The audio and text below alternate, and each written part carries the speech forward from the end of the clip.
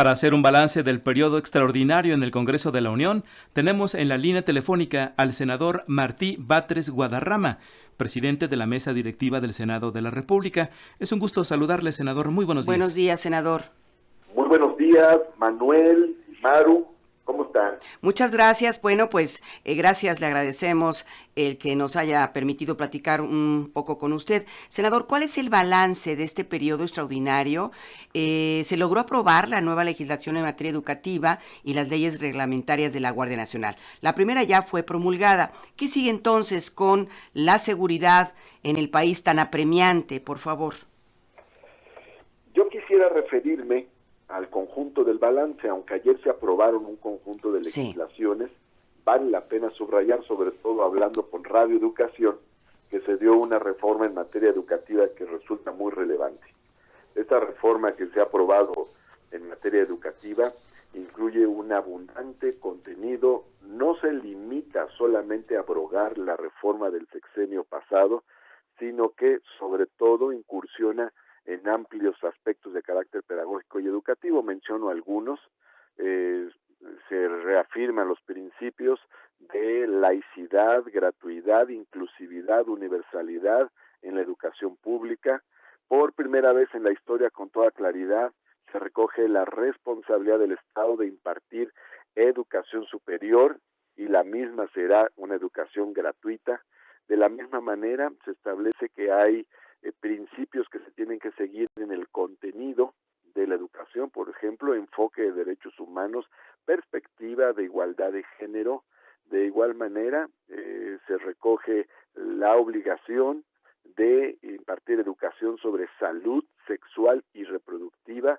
Asimismo, se reconocen las diferencias regionales, se le da una valoración especial a la educación en los pueblos indígenas, se establece la obligación no solo de impartir lenguas extranjeras, sino también lenguas indígenas, se establece el acceso a la ciencia y tecnología como un derecho, es decir, hay un conjunto de elementos de carácter pedagógico y educativo. Se sustituye además el Consejo de Evaluación por un Consejo de Formación Continua de los docentes. Yo creo que esa es la reforma más relevante de todo el periodo extraordinario, la que tiene más trascendencia histórica. Ahora bien, hay otras reformas que se abordaron, por ejemplo, la de paridad de género, es una reforma muy importante, establece el principio de representación igual de mujeres y de hombres en todos los órganos del Estado, como ya sucede en el Poder Legislativo, pero también ahora en el Poder Judicial, en los órganos autónomos y en los gabinetes de los gobernantes, tanto del presidente de la República como de los gobernadores. Y asimismo se aprobó una reforma que tiene que ver con los derechos de las personas trabajadoras del hogar.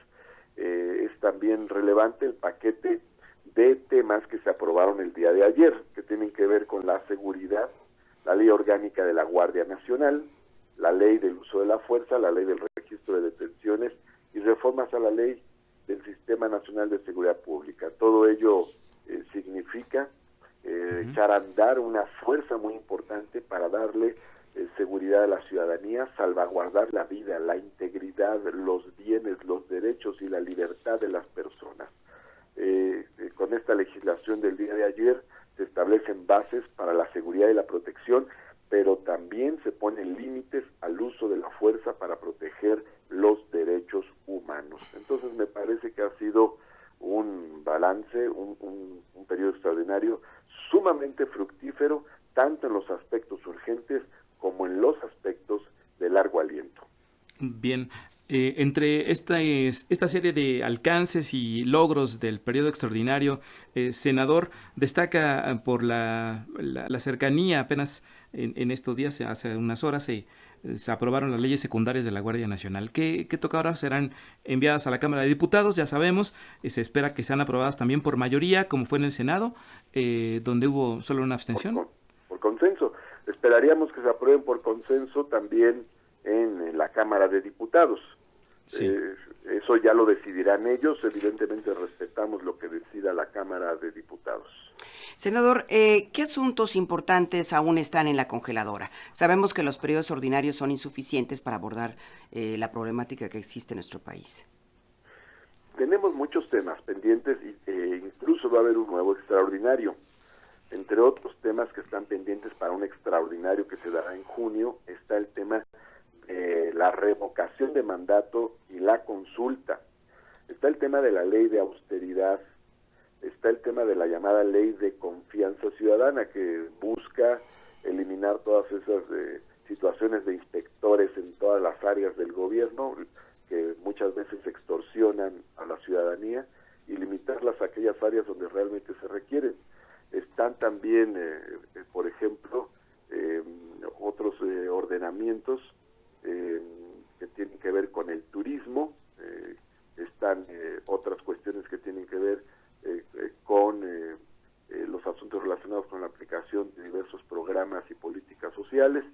En fin, tenemos una variedad de temas. Ya se anuncia un nuevo extraordinario y vamos a seguir trabajando. Esta legislatura se ha distinguido por su esfuerzo y su trabajo.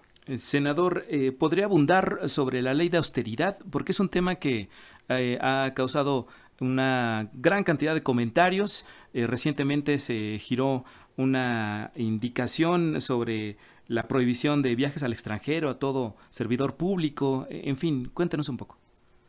Sí, la idea es que podamos ahorrar recursos para que los recursos se vayan al desarrollo nacional, se vayan al desarrollo social, al desarrollo económico.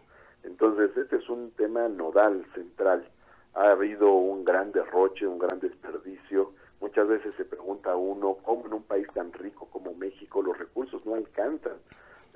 Si México es la 15ª economía del mundo.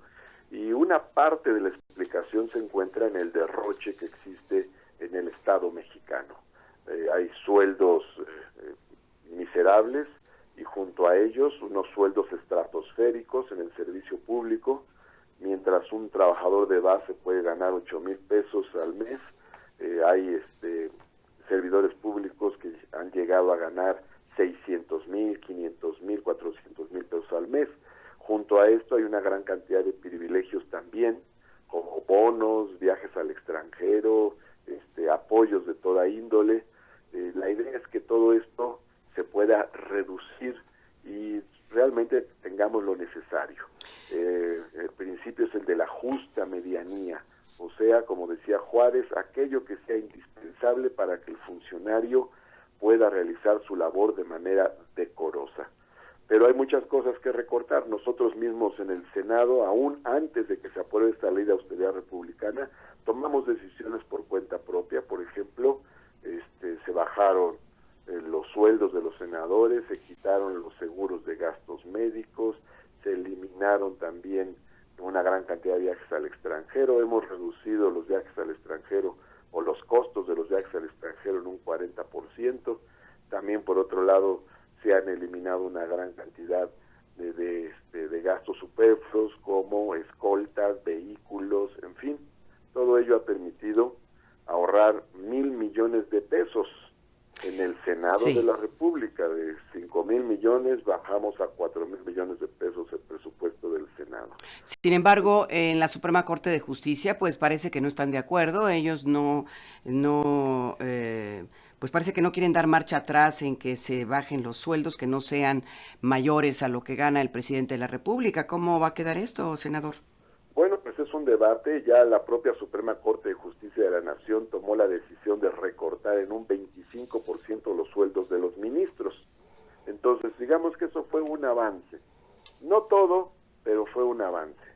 Por otro lado, también está esta discusión sobre la ley de remuneraciones de los servidores públicos, que la Corte finalmente no anuló en su conjunto.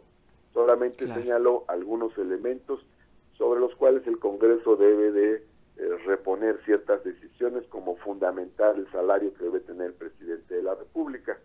Ahora bien, creo que es importante este debate y concientizar al respecto, porque finalmente estos privilegios, estos enormes sueldos, tenían como fundamento la idea de que así sería mejor el ejercicio del servicio público, y sin embargo esto no sucedió. Es decir, que haya habido estos grandes emolumentos no hizo que muchas instituciones fueran más eficaces, fueran impermeables a la corrupción. No se lograron los objetivos que se pretendían con este tipo de privilegios en varios ámbitos del servicio público. Quiere decir que las soluciones están en otro lado y no en el incremento de privilegios. Pues le agradecemos mucho, senador Martí Batres Guadarrama, presidente de la mesa directiva del Senado de la República, que pues haya proporcionado este balance de todo lo que se está discutiendo y aprobando. Gracias, porque es muy válido para que estén informadas nuestras audiencias de Pulso de la Mañana. Se lo agradecemos mucho. Buenos días. Muchísimas gracias, Maru y Manuel, y saludos al auditorio de Radio Educación, un gran auditorio de mucha tradición y muy informado. Gracias. Gracias, senador. Buen día.